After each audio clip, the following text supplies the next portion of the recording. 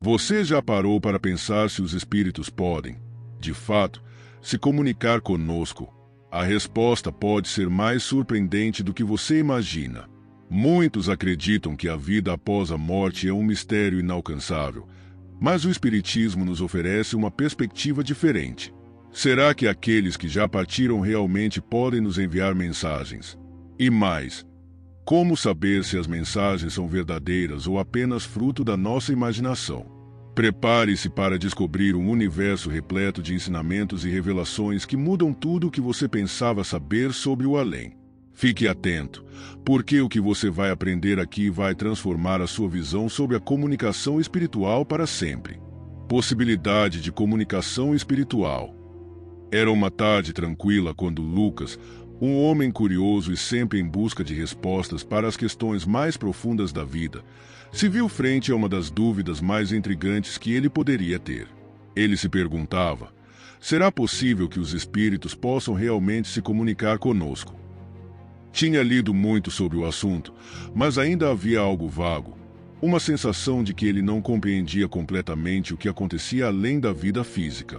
Foi quando, em um encontro casual com um sábio ancião, ele decidiu buscar a verdade. O velho, com seus olhos penetrantes e fala calma, explicou-lhe que, segundo os ensinamentos de Allan Kardec, os espíritos são seres imortais. Eles não morrem com o corpo físico, mas continuam a existir e, com isso, podem interagir com o mundo material, comunicando-se conosco, os vivos. A morte, para eles, não é um fim, mas um novo capítulo de sua jornada. Lucas, ainda incrédulo, pediu mais explicações. O sábio, com um sorriso sereno, contou-lhe que o Espiritismo, por meio de suas leis, ensina que essa comunicação entre os espíritos e os seres humanos não é uma fantasia, mas uma realidade espiritual. A imortalidade da alma é um dos pilares da doutrina espírita. Assim como o corpo físico é passageiro, o espírito, essa essência que nós realmente somos, não perece com a morte. E ao contrário do que muitos poderiam pensar, essa comunicação não é uma exceção ou um milagre raro, mas uma interação constante e natural, que ocorre de diferentes maneiras, dependendo da sintonia entre os planos material e espiritual.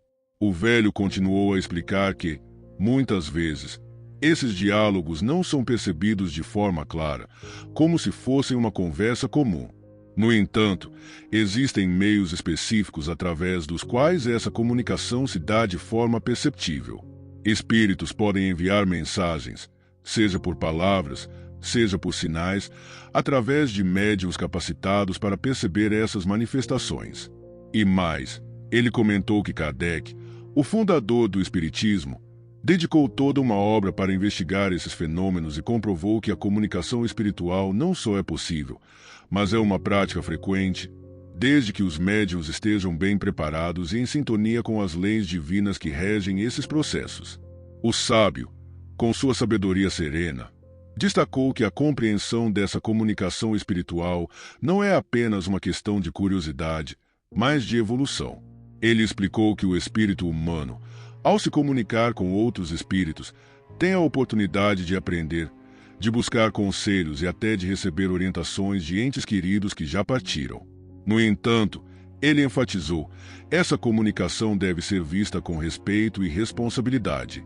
Afinal, os espíritos têm suas próprias experiências, bagagem moral e muito a nos ensinar, e quem está disposto a ouvir, com humildade, pode encontrar respostas profundas sobre a vida e a morte. Meios de comunicação com os espíritos. Aqui está a produção. Enquanto o sol começava a se pôr, iluminando a paisagem tranquila à frente de Lucas, ele refletia sobre tudo que o sábio lhe havia dito. A comunicação espiritual não era mais um conceito distante e impreciso, mas uma realidade a ser compreendida. A pergunta que surgiu em sua mente agora era: como, afinal, os espíritos se comunicam conosco?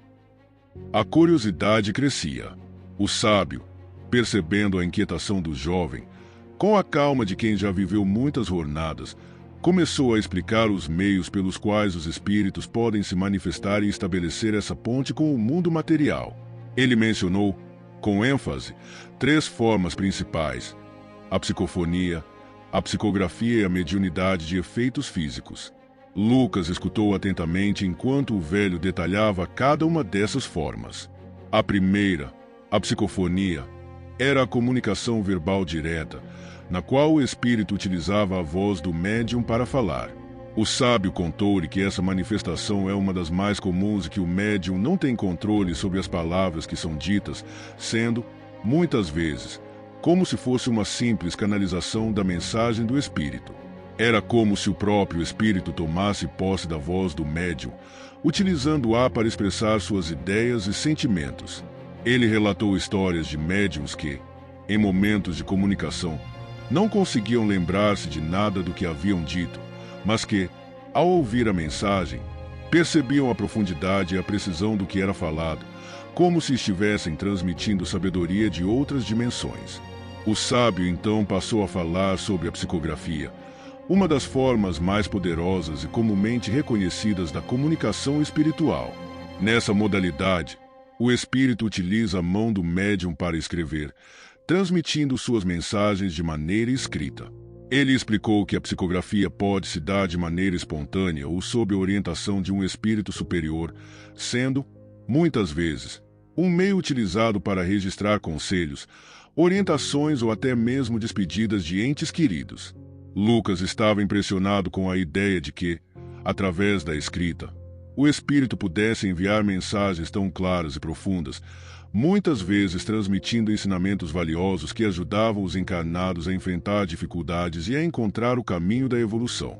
O sábio tocou em um tema que intrigava Lucas, a mediunidade de efeitos físicos. Ele explicou que, embora fosse menos frequente, esse tipo de manifestação era, sem dúvida, impressionante. Consistia em fenômenos como batidas, movimentação de objetos ou até materializações de espíritos. Esses fenômenos, o sábio disse, são muitas vezes testemunhados em ambientes onde a energia espiritual está em alta concentração. Ele alertou, no entanto, que essas manifestações exigem um cuidado extremo. A autenticidade e a segurança dessas comunicações são fundamentais, pois nem todo fenômeno físico tem uma explicação espiritual genuína. Ao contrário, ele observou que, por vezes, certos espíritos não tão benevolentes podem se aproveitar de tais manifestações para confundir ou desorientar os que buscam a verdade. Lucas ficou pensativo, refletindo sobre a importância de compreender esses meios com discernimento e cautela. Considerações sobre a comunicação espiritual. Com o olhar fixo no horizonte, Lucas refletia sobre as últimas palavras do sábio. O conhecimento estava se aprofundando em sua mente, mas algo ainda o incomodava. O que ele deveria fazer com todas as mensagens que chegavam, especialmente as que não pareciam ser tão claras ou eram contraditórias? Percebendo sua dúvida, o sábio olhou para ele com serenidade e disse: "Você deve discernir com sabedoria, meu jovem, pois nem todos os espíritos têm intenções benevolentes." Ele sabia que Lucas estava prestes a mergulhar em um território que exigia mais do que simples curiosidade. Era preciso responsabilidade. Discernir é a chave, continuou o sábio, pois as mensagens espirituais, assim como as humanas, podem ser moldadas por diferentes perspectivas e intenções. Ele explicou que, assim como na Terra, há seres de diferentes níveis de evolução espiritual, cada um com suas crenças e atitudes. Alguns espíritos podem se manifestar com o objetivo de ensinar e guiar, enquanto outros, nem sempre tão evoluídos, podem tentar confundir ou desorientar. A responsabilidade de quem recebe essas mensagens é avaliar se as informações e conselhos estão em harmonia com os princípios morais e éticos da doutrina espírita, algo que exige um olhar atento e um coração disposto ao bem. Lucas, com os olhos fixos no velho sábio, perguntou: "Como posso saber se a mensagem é verdadeira?" O sábio sorriu suavemente e respondeu: "A moralidade da mensagem é o seu maior indicativo. Quando um espírito transmite algo que ele mesmo não seguiria ou quando a mensagem é carregada de desespero, egoísmo ou manipulação, algo não está certo." Ele explicou que o discernimento é um processo contínuo de aprendizado. À medida que se avança no caminho da evolução espiritual, a capacidade de reconhecer a verdadeira essência das comunicações melhora. Por isso, o esforço constante em cultivar boas virtudes é crucial.